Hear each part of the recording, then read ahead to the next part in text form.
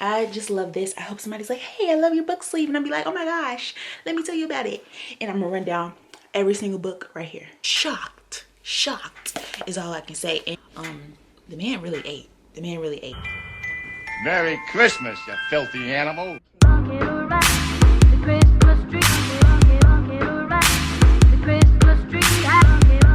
Hey y'all, welcome back to my channel. Welcome back to Kevon's Life. I'm Kevon, and today I have a fun video for you all. I'm so excited. It's going to be a bookish / crochet video. So how appropriate. I am officially wearing my Drew Collins University paraphernalia. So for anybody who doesn't know, I've been accepted into the prestigious, mythical, magical university that is Drew Collins. So yeah, that's all I'm gonna say. If you're interested, if you want to learn more, let me know down in the comments. Let me know if you want me to chat about this new series that I'm in love with. But I'm just so excited. This is my second time wearing my shirt this week, so that's how much I love it. But anyway, I digress. Let's get into the point of this video. Like I said, it's gonna be super fun, super crafty. I am meshing my two favorite things together, crochet and books, to make a really cool project. I'm gonna be crocheting some book inspired granny squares. So I did some reflection and was thinking about like my favorite books of all time. Pretty much, I didn't do my favorite books that I've read this year, just kind of like the books that stick with me constantly, the books that if you ask me for a recommendation, I'm probably going to tell you one of these books.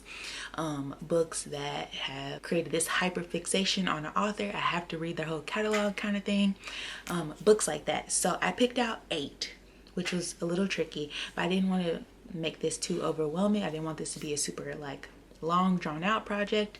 So I have chosen my like top 8 books really, and I'm gonna make granny squares for each of those. So let me show you my 8 books. I don't have all. Do I have all of them? Oh shoot, I think I have all of them in physical form, so that's exciting. So in no particular order, these are my top 8 books. Starting off with Miss Ashley Antoinette. If you're not new here, you already know. This is Moth to a Flame. I picked this up because this is the book that started it all, essentially. I read Moth to a Flame. If you ask me, it should go down in history as, you know, the new next generation's coldest winter ever, in my personal opinion. So yeah, that's how much I love this book. If you know, you know. If you know the coldest winter ever, Midnight was probably your first book boyfriend. Ethic is going to be your second book boyfriend. So yeah, this is the book that starts it all for me for Ashley Antoinette's catalog. So I'm going to make a granny square inspired by this. So lots of grays and whites, heavy on the white. Maybe we'll be picking out a little orange. And I need to find a 4th color. Well, actually, I think it'll be white, gray, black, and orange will be the colors for this granny square. So that's one of the 8 books. Next book. Look at this. I'm so proud of the fact that I read this book in the amount of time that I did. A few years back, I did a reading blitz with Intro to Eclecticism on TikTok. If you follow her, you probably do if you're a book girl, but she did a reading blitz and we read this book in 10 days. And when I tell you I ate it up, I read it, but then I also listened to it on audio, which was really nice to kind of do both. If you love a multi-generational anthology, this is the book for you.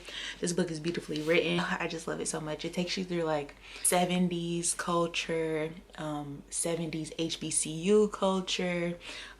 If you have a love for libraries, you're gonna love this book. If you have a love for like history, you're gonna love this book, specifically Black history, of course. But I can't say enough about this book. Like if you just love anthologies, like if you're familiar with Homegoing, that kind of route, this book is for you. I highly recommend. So this is in my top 8, so I need to make a granny square for this one. Next up, we have a Black classic. I cannot speak enough about this book. This is Passing by Nella Larson. It's a teeny tiny book, super quick read. Like I said, I think it's a Black classic. Clearly, Penguin recognizes it as a Black classic. And so one of my personal goals is to read more of the Black classics. So I read some James Baldwin, but definitely have more to read. I really want to read The Street by Ann Petrie. So like all those, whatever you think of for Black classics, that's what I want to read, and Passing is one of them. Baby, this book is so good, but it's in like a classy way. It's like you gotta read and be like, no, what did she say? And did she just check her? But in like very respectful 19, I don't know, I can't remember when this is set, but like, when is it set? In the 1910s. So like the T, like you really be having to clock the T in this book, like really clock it. And so I, in my head, I say this is a slow burn book. Like you read it and it's keeping you in, but it's just like a little slower pace, but then it all comes together at the end and you close the book and you're like, now what just happened? And did I read that right? Like, baby, shocked is all I can say. And if you've seen the Netflix adaptation, then it's not bad, but I definitely suggest that you read the book, because baby, the tea in here 10 times better than the tea in the Netflix adaptation. So highly recommend. I didn't tell y'all anything about this book. I haven't told y'all nothing about nothing. Let me know if you want me to like give you a synopsis of these books, but these are just my favorite books. So again, the title is Passing by Nella Larson. You can probably figure out the gist of this book by the title. So book number 3. Next up, we got Harry Potter and the Goblet of Fire. Look, I mean, clearly your girl is a fantasy girl. I read the Harry Potter series when I was in high school, and in my opinion, this is the best book. I do have a favorite movie though, and it's not this one, but the book Harry Potter and the Goblet of Fire eats down. So I chose this one from the series because it's my favorite. There's just so many cool details and lots of things that you don't learn about in the movie from this book. So yeah, I feel like this doesn't need much explanation, but I'm gonna make a granny square inspired by a Goblet of Fire. This is a collection of short stories. This is Black Enough, edited by E.B. Boy, but there are a bunch of short stories by multiple different authors. So some of your favorite authors are probably listed on here and probably have stories in here. Rita Williams Garcia, Kekla Magoon, Jason Reynolds, Nick Stone, Renee Watson, E.B. Boy, just to name a few. There's so many more on here, but I love this book because it's a collection of short stories about Black people, and no trauma happens. Nothing bad happens to these people. They are dealing with regular life issues, regular like high school, teenage life issues, and there's just no trauma attached to it. So I love all these stories, love them down. I have some few favorites in here. When I was teaching, I didn't teach kids old enough to read this book, but when I tell you, if I had middle schoolers, we would have been reading this in class together and talking about it and discussing it, because love these short stories. These are like short stories that you pick up because you want to smile and know that like you're just reading about Black joy and like the Black experience, but no trauma attached to it. So highly recommend. There's multiple different short stories in here, as I said, by multiple authors. So I am creating a granny square for this book. Looky there, Homegoing, just as I referenced a few minutes ago. This is another fave of mine. Love this book down. It's an anthology where if you like having to sit down and figure out like who is attached to who and when and where and why, this is a book for you. I wish I had more details, but I can't remember, but I just know that I love it down. So yeah, here's another one. The Prophets by Robert Jones Jr. I believe this was his debut novel. The man really ate. I know there are pretty like divisive opinions on folks who are okay reading slave narratives and folks who are not. I'm in the camp that I'm okay with reading slave narratives. Super heavy topics, absolutely, but stories that I want to read about and understand a little bit more about, that's where I sit with it. I don't know, something about it. I can read them, I can get through them. I appreciate the folks who have the mental capacity and strength to write those stories. So shout out to those people. yeah, I love stories like that, and The Prophets is one of those. It follows two enslaved men who essentially fall in love with each other. So I'm gonna leave it at that. I love this book. You will cry. You will cry. So yeah, I'm gonna make a granny square for it. And last but not least, Sugar by Bernice L. McFadden. If you're not new here, again, you know I've been talking about Bernice L. McFadden for the last year. I would say she is my like author hyperfixation this year. I think her writing style is so good, so provocative, and like thoughtful, and the way she like gives you like evokes emotions is crazy. And so Sugar, the intro alone is wild. And so this is a book that really like sits with me. I recently finished another book by Bernice L. McFadden. That one, I have no other words to describe it but as haunting. Like, it was just haunting. It sticks with me, is with me, lives in my head rent free, along with this one. Everyone needs to know about Bernice L. McFadden. I'm so excited. She has a book coming out next year, and I'm looking forward to reading that. So this one will be another granny square that we make. So I have my handy dandy crochet toolkit here. I am going to be using, I think I'm going to use a 4.5mm hook. I don't know if that's a bad idea or not, but I don't want the book sleeve to be too big, so I'm just going to go with it. If we need like more around the edges, I'll find like a base color that can go for all the squares, but I'm going to use a 4.5mm hook and pull out my scissors. And I actually already started the granny square for Harry Potter, so let's go ahead and knock that out. So here are the colors for Harry Potter. Like I said, started the center. I think I want to end with the green, so I think I'm gonna do gold. Yeah, I think I'm gonna do it like that. All right, so let's get to it. A guy pulled the gun once. Who says he's not gonna pull a gun twice?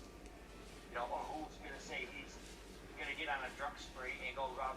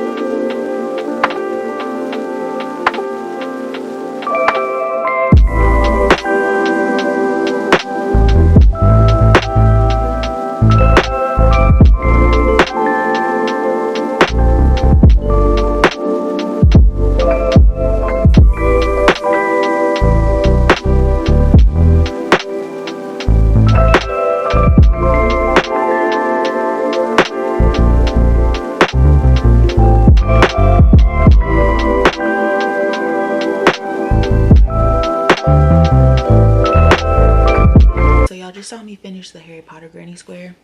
I have two more books to go. Love Songs of W.E.B. Du Bois. So I'm gonna use this color, orange, white, and I think a lime green. This is giving lime green, right?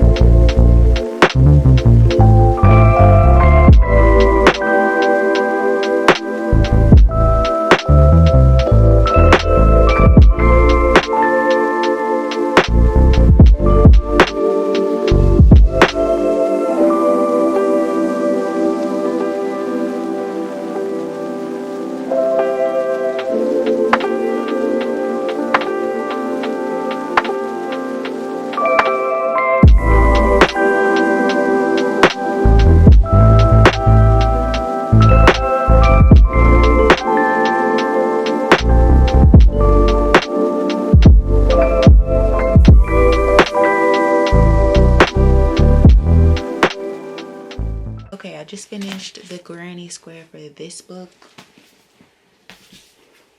One more book to go, Moth to a Flame. Like I said, I'm gonna do white, black, orange, and gray. And I was drinking. Soon after that, I had another ex-boyfriend that got me into popping pills and dealing drugs. I'm gonna use this color orange. I think that matches a little bit better. Frequent teen charge, which is more or less guilty by association. Okay, another granny square finished. I kind of wish I had done the order a little bit different. Like I would have liked to have ended with a gray and then the white and then maybe started with the black, but oh well, I'm not redoing it. Let me show y'all all my granny squares.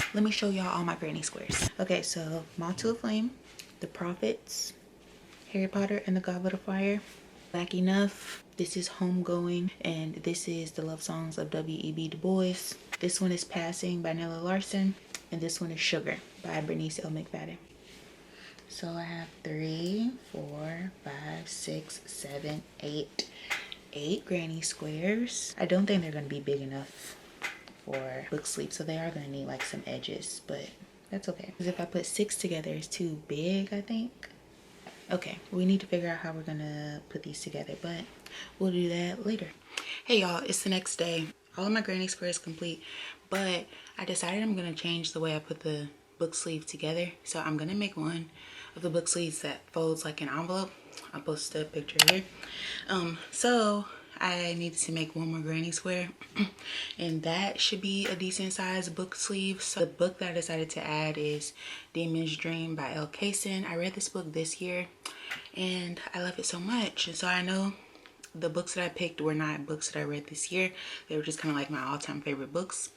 I think Demon's Dream is pretty high up there. Yeah, L. Kaysen, she's pretty good. I like her. I read a few more books by her this year also after Demon's Dream. So I read like 5 of her books, I think.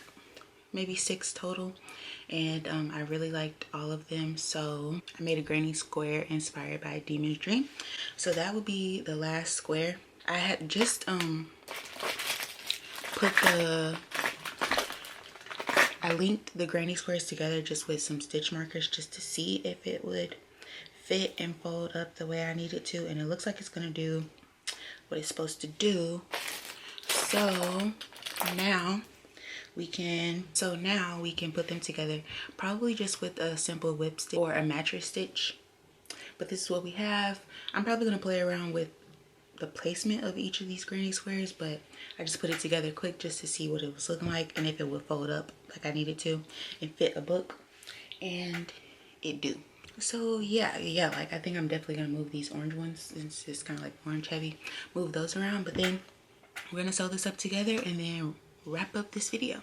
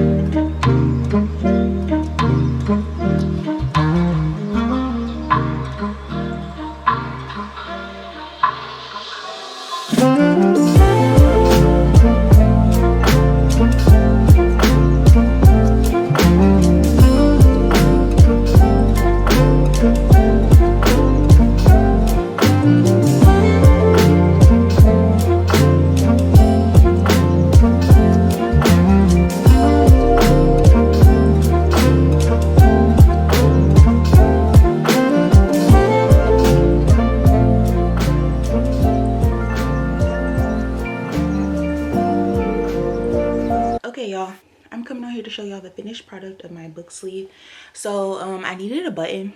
I didn't have one, but I found some random thing in my little craft bag. I use these little things. I made some sandals one time, so I thought that was perfect. It'll do for now. I kind of want a button, but it'll do for now.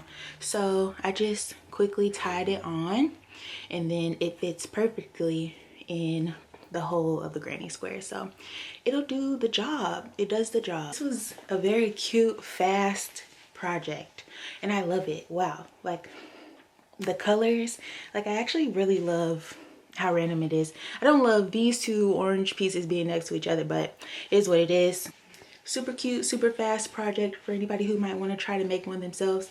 And I have lots of room to add a bigger book, and of course acrylic yarn stretches, so I'm anticipating that this will stretch. But right now, got Beloved in here. Good old Toni Morrison classic is in here just to see. But yeah, this is perfect. So let me know if you decide to make one of these down below. Let me know if you made one before.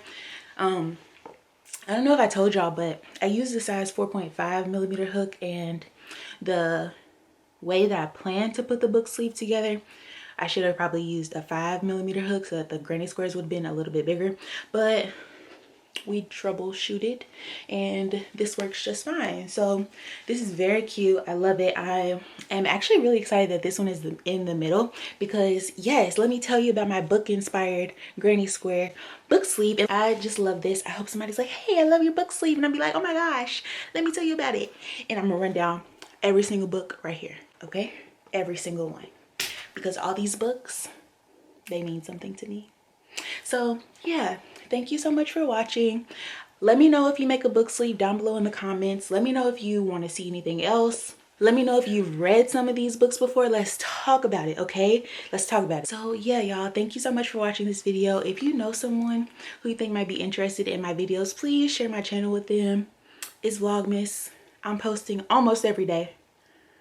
Your girl is human. So yeah, leave me love down in the comments. Hit the subscribe button if you haven't already. Hit the like button on your way to your next video. And I'm gonna catch y'all later. Bye.